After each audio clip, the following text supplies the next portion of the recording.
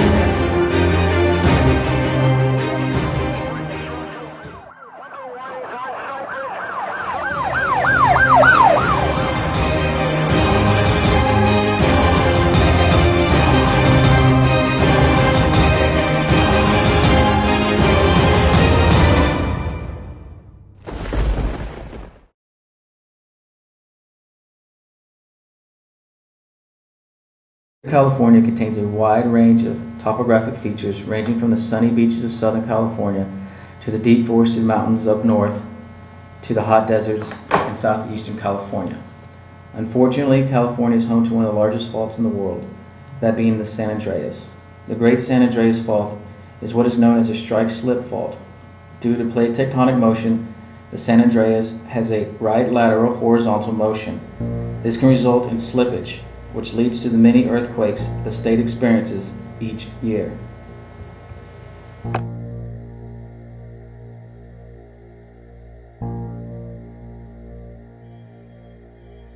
The cause of the earthquake is said to be done by slipping in the San Andreas Fault. The Loma Prieta earthquake occurred in the evening of October 17, 1989 at 5:04 p.m. Pacific Daylight Time. The earthquake had a moment magnitude of 6.9, but had a surface wave magnitude of 7.1. The quake lasted for a short time, somewhere between 15 and 20 seconds. The earthquake started near Loma Prieta Peak, a site where it got its namesake.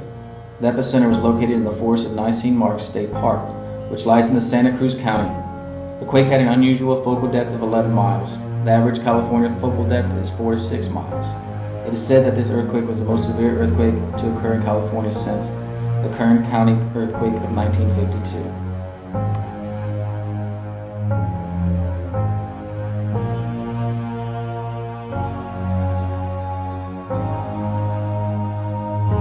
As you look at the video, notice that the earthquake begins south of San Francisco, with the epicenter located between the cities of San Jose and Santa Cruz. The seismic waves continue on as far north past San Francisco, reaching as far north as the city of Santa Rosa.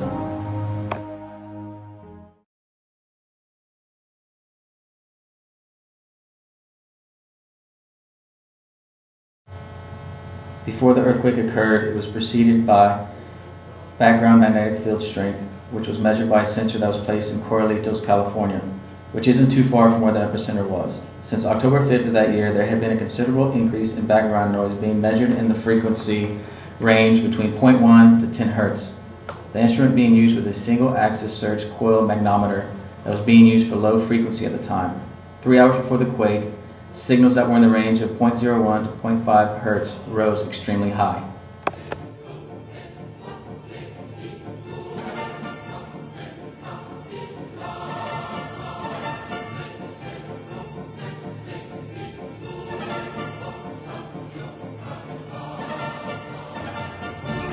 In regards to the structural damage caused by this notorious earthquake, the term catastrophic hardly does it justice. While over 25,000 buildings in the Bay Area were damaged, over 1,500 were completely destroyed and reduced to rubble. The brunt of this earthquake's wrath, however, was endured by the city's transportation system. The collapse of numerous bridges caused loss of human life as well as billions of dollars in repair costs, approximately $6 billion to be more exact. At this point in time, $6 billion in damages made the Loma Prieta earthquake the most financially crippling natural disaster in the history of the United States. Much of the damage to structures during this particular quake resulted from the instability of the ground, which was caused by liquefaction. This geological phenomenon occurs when seismic activity causes certain types of underlying clay-like soils to become liquid and lose their strength, destabilizing any structures anchored in the soil. Portions of the San Francisco Bay Area, such as the Marina District and areas of Oakland, contain this unstable soil, called bay mud. Although these areas were almost 100 miles from the epicenter, they sustained heavier damage because the ground literally crumbled beneath the structures. Between 62 and 68 human beings lost their lives in only a few chaotic seconds upon the swift onset of this event, and nearly 4,000 others suffered injuries. The Cypress section of the Nimitz Freeway buckled and warped, along with the shifting earth beneath its man-made foundation, and despite its thickly reinforced concrete, 42 unlucky citizens perished in a moment that must have felt like an amalgamation of terror and disbelief. This bridge collapse is by far the most tragic aspect of the Loma Prieta disaster in terms of loss of human life. It is often through catastrophe when we learn to improve our methods and tactics as human beings alike with the purpose to minimize future unnecessary loss of life. While some reminders of the Loma Prieta earthquake remain, the San Francisco Bay Area has almost completely recovered from the destruction of the 1989 disaster. Perhaps one of the most important lessons learned from the devastation and death from the Loma Prieta earthquake is that the passage and enforcement of better, stricter building codes could prevent lives lost during similar earthquakes in the future.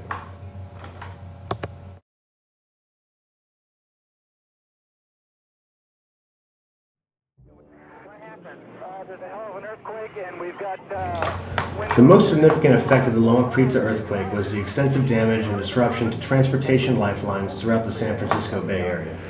Catastrophic collapse of major bridge structures led to a significant loss of life, and the total repair costs for damaged bridges and other transportation lifelines are expected to exceed $1 billion.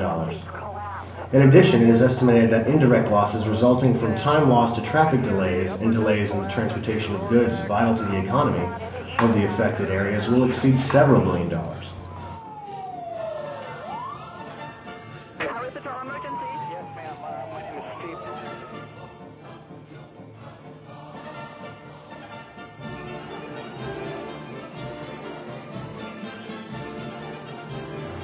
Unreinforced, aging buildings were a major reason there was so much structural damage across San Francisco and Oakland. Damage was widespread, with thousands of buildings moderately to severely damaged. In 1996, the California Division of Mines and Geology produced a set of statewide shaking hazard maps based on current knowledge of more than 200 active faults and of the historical earthquake recorded. These maps depict geographic variations in the likely maximum severity of shaking to be experienced within a 50-year period. During the Loma Prieta earthquake, the U.S. Geological Survey obtained the first set of recordings of damaging levels of shaking on a wide variety of geologic materials, which include soft, unconsolidated sand and clay. These records clearly document that ground shaking is much more violent on the soft sediments around the bay margins than on bedrock. The revision of building codes has been enforced to reflect the need for extra strength in structures built on soft ground. This improved understanding of the shaking hazard on soft ground has led to significant changes in provisions of the forthcoming National Building Code. Computers at the U.S. Geological Survey and University of California at Berkeley now automatically post information for Northern California shocks on the World Wide Web. The most important lesson learned from the devastation and death from Loma Prieta earthquake is the enforcement of better, stricter building codes that could protect lives during similar earthquakes.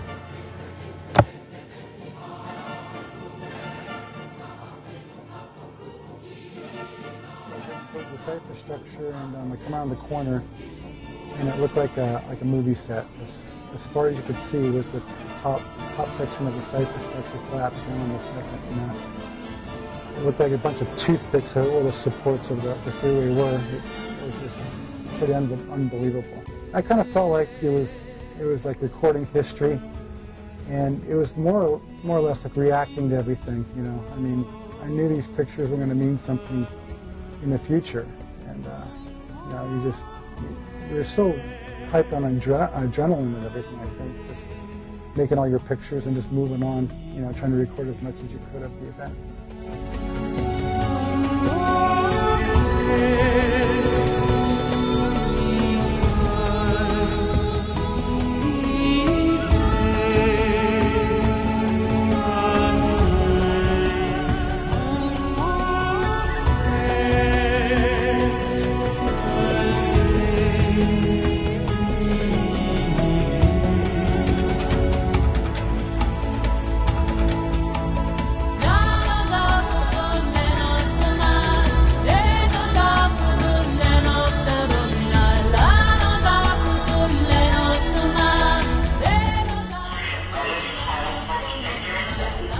There was a whole side of me that said I wasn't gonna die because my family, they would have had a hard time. Yeah, it would have been tough. I'm sure it could happen again, and it will happen again. Maybe even bigger. And as far as, I think things are safer. We spent a lot of time retrofitting things. These were all the older buildings and freeways and stuff that were left over, and who knows? I don't think anything is actually earthquake proof.